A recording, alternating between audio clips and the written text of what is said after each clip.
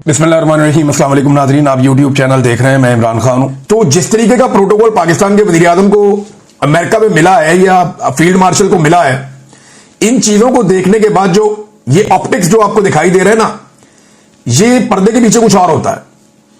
हमेशा जब जब हमें इस लेवल का प्रोटोकॉल मिला है ना हमारे किसी डिक्टेटर को, तो उसके बाद कुछ जर्नैलों की तो नस्लें संवर गई, कुछ मौलवियों की नस्लें संवर गई, कुछ सियासतदान जमीन से आसमान पे पहुंच गए। लेकिन पाकिस्तानी कौम ने हर ऐसी मुलाकात की कीमत दहाइयों तक चुकाई है। ये मैं आपको बिल्कुल कैटेगोरिकली कह रहा हूं, क्योंकि अभी तक कोई चीज हमारे सामने एलामिया की सूरत में नहीं है। लोग सवालात उठा रहे हैं, लेकिन अमेरिकन की ये एक बहुत बड़ी मीटिंग है और ये बड़ी डेवलपमेंट है।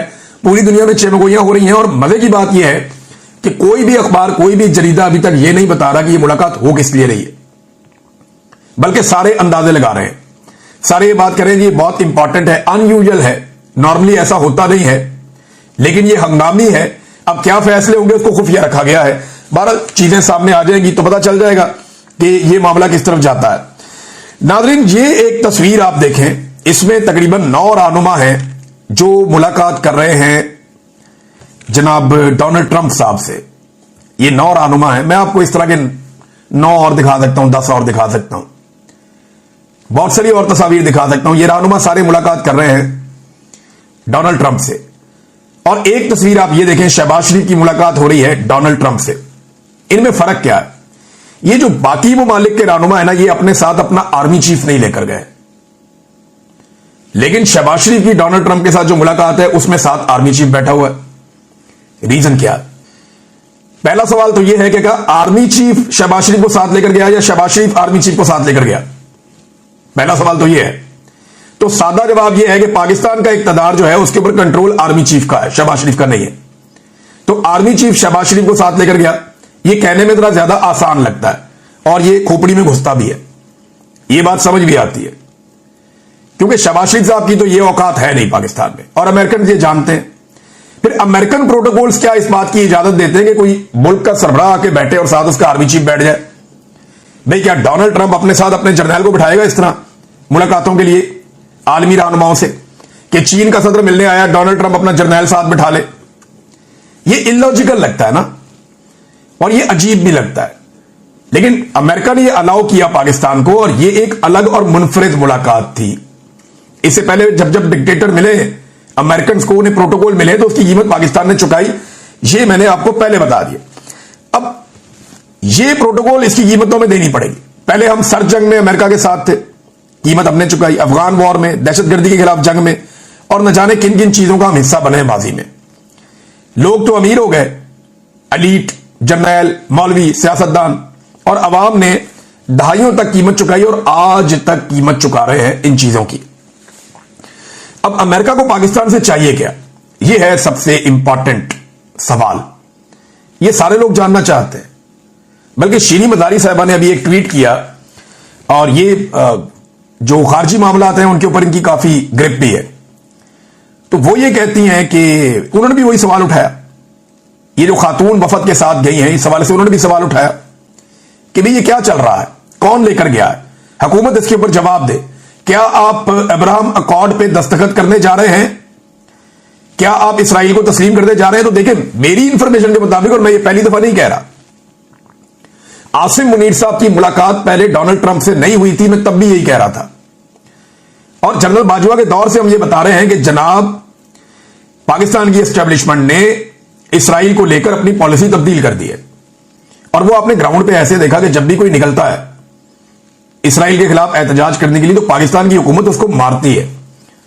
थानेदार आके मारते हैं, गिरफ्तार कर लेते हैं, जेलों में डाल देते हैं, खवातीन को और बच्चों को भी गिरफ्तार कर लेते हैं। आप इसराइल के खिलाफ पाकिस्तान में मुजाहरा नहीं कर सकते। पूरी दुनिया में होता है, मगरबी मुमालिक में होता है, पाकिस्तान में नहीं हो सकता। तो ये पॉलिसी बदल गई थी। जनरल बाजवा ये चाहते थे कि इसराइल के बारे में हम किसी फैसले पे पहुंचे, और ये कोई भी जर्नैल ये चाहेगा कि ये फैसला उसके दौर में हो जाए, ताकि मलबा तो गिरेगा पॉलिटिशियंस पे, और वो जर्नैल का अमेरिकी तारीख में नाम लिखा जाएगा और उसकी नस्लें संवर जाएंगी। तो अब आसिम मुनीर साहब के दौर में क्या ये हो जाएगा? प्रैक्टिकली तो शायद हमें ऐसा लगता है हमने अपनी पॉलिसी बदल दी है, लेकिन मेरी दानिश में या मेरी समझ के मुताबिक अनाउंस होना बाकी है सिर्फ। बाकी प्रैक्टिकली हमने अपनी चीजें जो है ये बैठ के आपको जो मर्जी जज्बाती तकरीरें करेंगे, जनाब जेरूशलेम में घुस जाएंगे, ये करेंगे वो करेंगे, लाल टोपी जो मर्जी बोले आपको, लेकिन अब कहानी कोई और है। अब बात किसी और तरफ चली गई। क्या सऊदीया इसराइल से लड़ना चाहता? नहीं लड़ना चाहता। उन्हें प्रोटेक्शन चाहिए लेकिन लड़ना नहीं चाहता।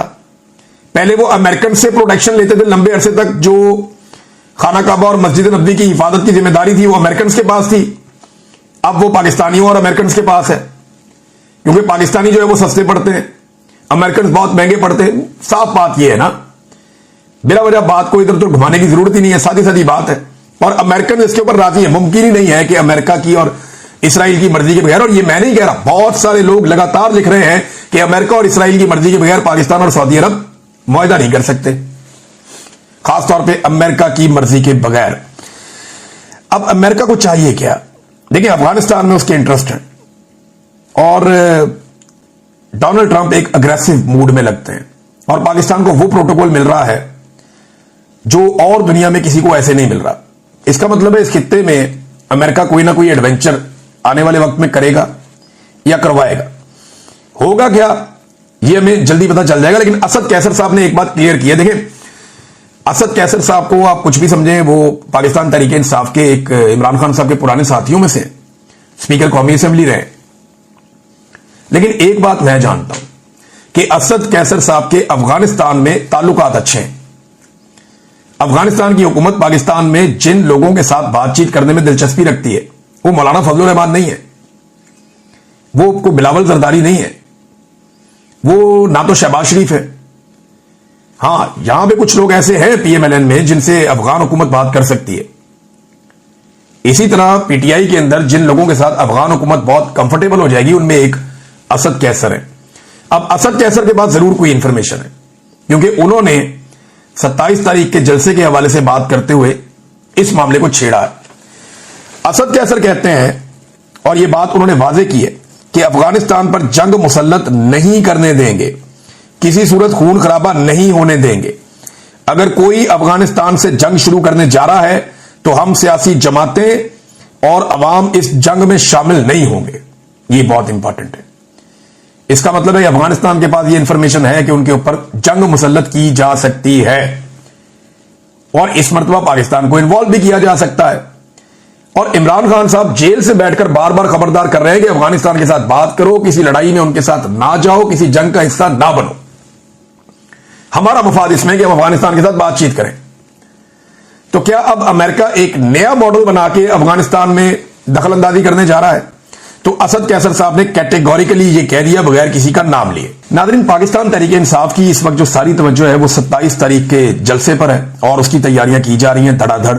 हम इसके ऊपर एक लाइव ट्रांसमिशन भी करेंगे। मैं साबिर शाकिर भाई, सिद्दीक जान और ये मकबूल जान साहब, समी इब्राहिम साहब, हारून रशीद साहब, समीना पाशा साहिबा होंगी, हम सभी आदमी साहब को कहेंगे, हमारे साथ अमीर अब्बास साहब होंगे, कुछ पॉलिटिकल लोग उनको भी हम साथ शामिल करेंगे, कुछ और दीगर नाम अगर मैं भूल गया हूं माजरत चाहता हूं, जो पॉलिटिकल एनालिसिस करते हैं।